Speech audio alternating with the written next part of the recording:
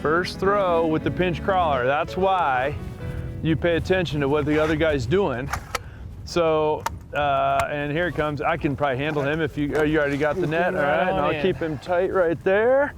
And that is literally my first cast ever with a gulp pinch crawler. And there it is, guys. There's the crawler right in the corner of the mouth. And that's why you go with a guy who's got walleye in his email address, because he told me that would work. And he wasn't kidding. There it is, guys. I just put that on a second ago. I showed you guys that as I was tying it on. That was literally a second ago, and there is one average walleye. Notice this rod just hangs here in my hand. If you guys look at that, it's just hanging here in my hand.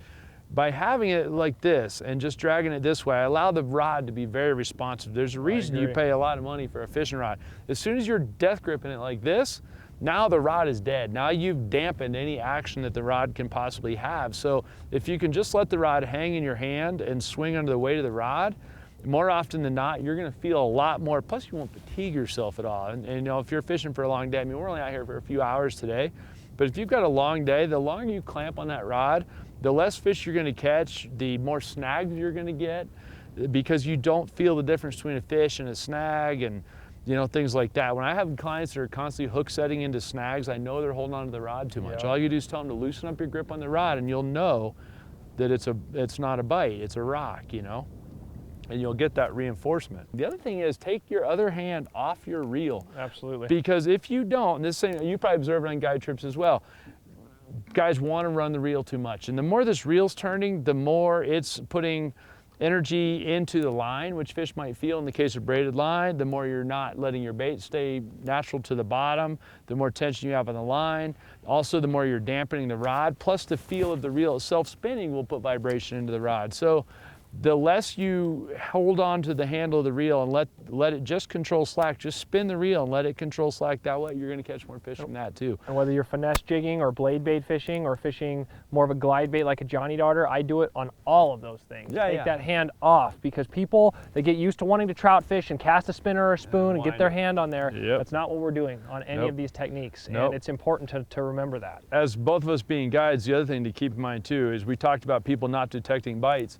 A lot of guys won't keep their bait on the bottom. And, oh, I am on the bottom. I'll grab the rod tip and lower it, and like, whoa, that line sank a long ways for being still on the bottom, because they lose track of the bait as it gets closer to the boat, and they pick it up and pick it up and pick it up, and it's because they're retrieving too much slack. So if you can't do this and let a little bit of line go back to the bottom, I don't ever want to see line just sitting on the surface of the water.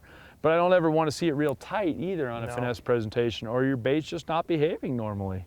But the other thing is if the jig goes weightless, if you're trying to pull the jig and all of a sudden there's no weight there anymore, like your jig's been cut off, just swing immediately, because that thing's made out of lead. It's gonna go back to the bottom and you're gonna feel the resistance. So if you pick up on this and there's no resistance, it's because a fish picked it up and he's taking the weight off the jig. And so that's a really important time to set the hook. That's the one I call them pressure bites.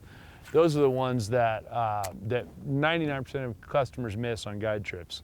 When I see the guy pick up and the rod tip stays the same thing and doesn't flex at all, and I'm like, go, go, go, go, go. You know, you want them to set the hook, and guys just don't realize it. They're trying to find the jig. They keep reeling trying to find the jig. Well, instead, just swing on them, because you'll find your jig planted in the roof of the mouth of whatever it was that picked it up.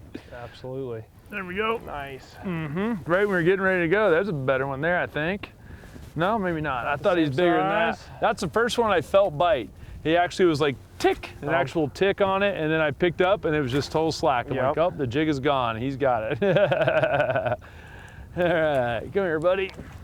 Nice. There we go. So another fish on another spot. And I want to point out that that stand-up head's working pretty good, because that's right at the top of the snout again.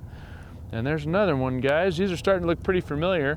For people that aren't real familiar with walleyes, I love the teeth on these guys. There's there we had a double for a second. Did we? Yeah. Here you go, buddy.